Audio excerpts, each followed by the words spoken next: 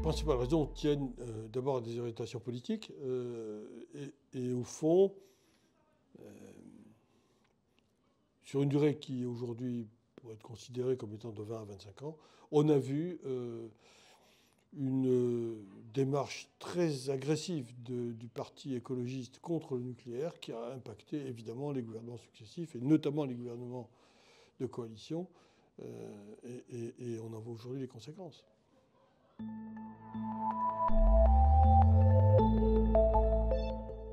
Ça, c'est pas une question philosophique, c'est une question de pragmatisme. Aujourd'hui, la part du nucléaire dans la production électrique française est de l'ordre de 75%.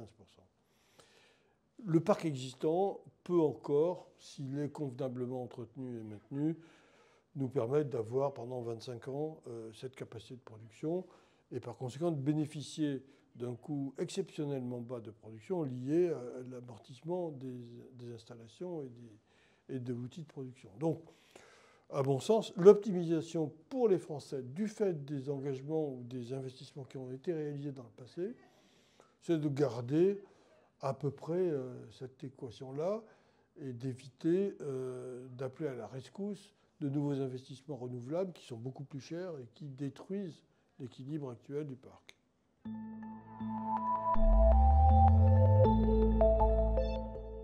La relance du nucléaire est effective dans le monde. La France n'est pas un pays qui est à l'écart du monde. Le nucléaire gagne des parts de marché aujourd'hui. On voit partout fleurir des projets nucléaires. Dans certains pays, comme la Chine, qui construit 11 réacteurs chaque année, comme l'Inde, comme l'Égypte, des pays à forte intensité de population. Dans les pays pétroliers, regardez ce qui s'est fait dans les Émirats, ce qui va se faire aujourd'hui en Arabie Saoudite. Donc, le rebond du nucléaire existe.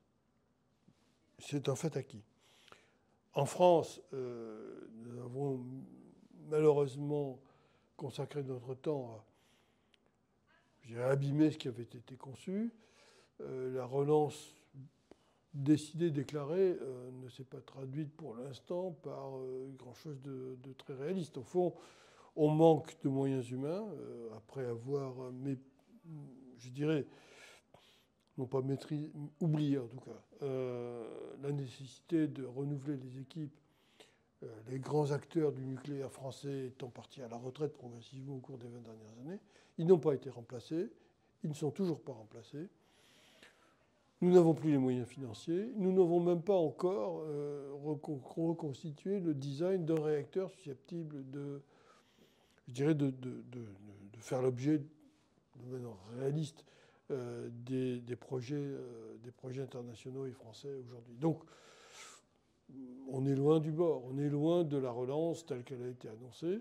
Il faudrait vraiment qu'on se penche sur le sujet de manière très, très sérieuse.